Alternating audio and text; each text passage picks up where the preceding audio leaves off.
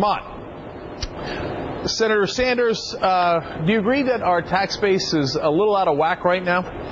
Well, what I believe that at a time when the wealthiest 1% earn more income than the bottom 50%, when the middle class is in steep decline, what we have seen in recent years are huge tax breaks that primarily benefited the very wealthiest people in this country. Cenk, what you got today is somebody like Warren Buffett, one of the richest guys in the world, pointing out that his effective tax rate, that is the real taxes that he actually pays, are lower than his secretaries. And in fact, at 16% is lower than many policemen or teachers or nurses.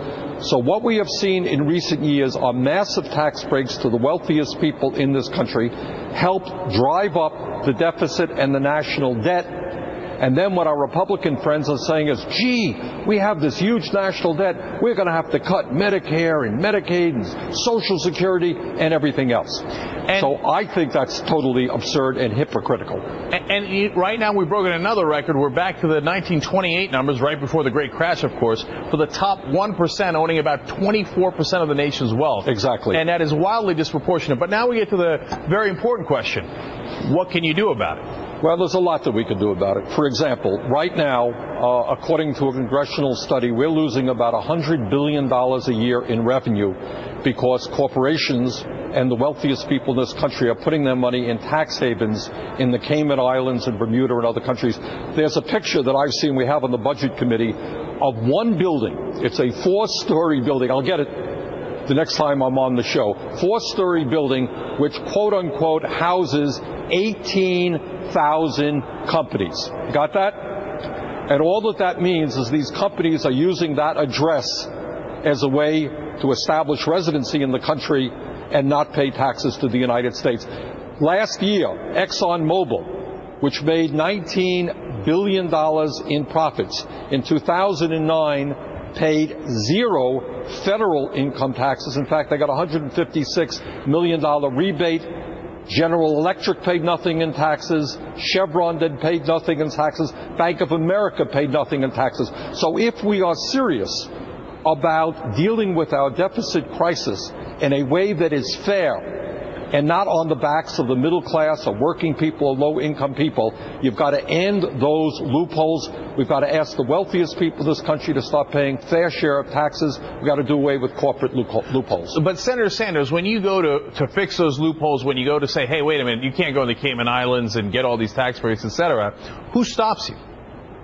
You're going to have virtually every Republican online. And here's what it's about, Cenk. After everything is said and done, the bottom line is that what these guys are about is representing the wealthiest people in this country. I mean, they want to repeal. I mean, I want people to hear this. They want to repeal the estate tax, which would provide over a 10-year period $1 trillion in tax breaks to the top 0.3%. You got that? Top 0.3%. The very, very, very wealthy. And then they have the nerve, our Republican friends have the nerve to come back and say, oh, we're really worried about the deficit and the national debt. That's total hypocrisy. These guys are working night and day to benefit large corporations and the wealthiest people in this country, and we've got to rally the American people to say enough is enough. But Senator Sanders, they put you guys in a rhetorical hole, right? Because every time they come into office, they lower taxes, whether it's the corporate taxes, whatever it might be, taxes on the top 1%. And then when you come into office, you say, well, I got to fix this. Our budget's a mess. They say, aha! Democrats are raising your taxes. But so how do you get out of that conundrum? Well, I'll tell you how we got out of it, Cenk. I mean, this has to do a lot with media. I mean, I think you portrayed the scenario correctly.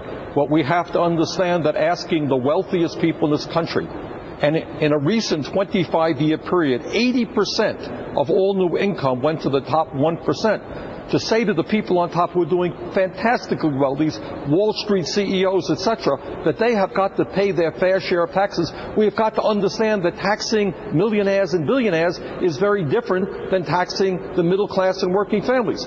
With the middle class in decline, I support tax for working families. But to say that we continue to give tax breaks to the wealthiest people in this country whose incomes are soaring, I think that is absolutely absurd, because it drives up the deficit, asks our kids to pay that deficit off, or cuts back on desperately needed programs for the middle class and working families. All right, Senator Bernie Sanders from Vermont, thank you so much for joining us tonight. Good to be with you.